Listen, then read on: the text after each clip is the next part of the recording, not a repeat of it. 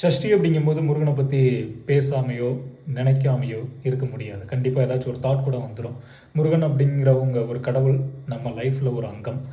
நிறைய முருகன் கோயில் போயிருக்கோம், முருகனை பற்றி கதை எல்லாமே படிச்சிருக்கோம். என்னுடைய லைஃப்பில் இந்த வெள்ளிக்கிழமை நடந்த மாதிரி முருகனை இத்தனை தடவை நான் வேண்டியிருப்பேனா அப்படிங்கிறது டவுட்டு தான்.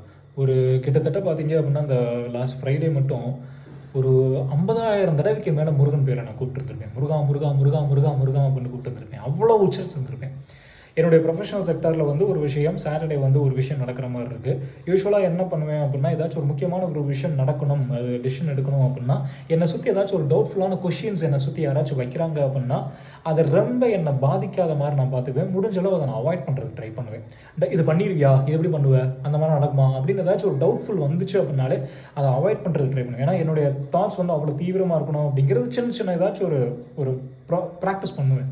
நேற்று நடந்தது பார்த்தீங்க அப்படின்னா, என்னை சுற்றி அவ்வளவு ஒரு கொஷின்ஸு, இது நடந்துருமா, எப்படி நடக்கும், ஏன் இப்படி பண்ணுற, என்ன எல்லாருமே சொல்கிறாங்களே நீ ஏன் அப்படி இப்படிங்கிற அந்த அவ்வளோ ஒரு டவுட்ஃபுல்லான ஒரு கொஷின்ஸ் வர வர வர எனக்கு நான் என்ன தான் அவாய்ட் பண்ணணும் அப்படின்னு முயற்சி பண்ணாலும் அவாய்ட் பண்ண முடியாத ஒரு சூழ்நிலை. அப்போ எனக்கு டக்குன்னு ஞாபகத்தில் வந்த ஒரே ஒரு விஷயம், ஒரே ஒரு பேர் முருகன் மட்டும்தான். சொன்ன மாதிரி நிறைய தடவை வேண்டிக்கிட்டே மைண்டுக்குள்ளே அப்படியே இறங்கிட்டு நின்றுருந்துச்சு, முருகன் முருகன் முருகா முருகா முருகா அப்படின்ட்டு. சனிக்கிழமை அந்த விஷயத்தை நடத்தி கொடுத்துட்டாரு. எனக்கு நல்லபடியாக நடத்தி கொடுத்துட்டாரு. முடிஞ்சதுக்கப்புறம் அவருக்கு தேங்க் பண்ணேன், நன்றி சொல்லி கோயிலுக்கு போனது எல்லாமே ஒரே ஒரு ஆக்கம் மனப்பூர்வமாக பயங்கரமாக இருந்துச்சு. அப்போ தான் தெரிஞ்சிச்சு, நம்மளுடைய தாட்ஸ்னுடைய இன்டென்ஷன் எவ்வளோ தீவிரமாக இருக்கோ கண்டிப்பாக இந்த யூனிவர்ஸ் அந்த ஒரு விஷயத்தை நடத்தி கொடுக்கும் அப்படிங்கிறத மனப்பூர்வமாக ஒரு 200,000% வந்து ரியலைஸ் பண்ண ஆரம்பிச்சார். நிறைய கேள்விப்பட்டிருக்கோம், படிச்சிருக்கோம், எல்லாமே பண்ணியிருக்கோம். பட் ரியலைஸ் பண்ணது பார்த்தீங்க அப்படின்னா, நம்மளுடைய தாட்ஸ் எவ்வளோ தீவிரமாக இருக்கோ அந்த அளவுக்கு கண்டிப்பாக அந்த யூனிவர்ஸ் ஒரு விஷயத்தை நடத்தி காட்டும் அப்படிங்கிறத நேற்று மனப்பூர்வம் உணர்ந்தது.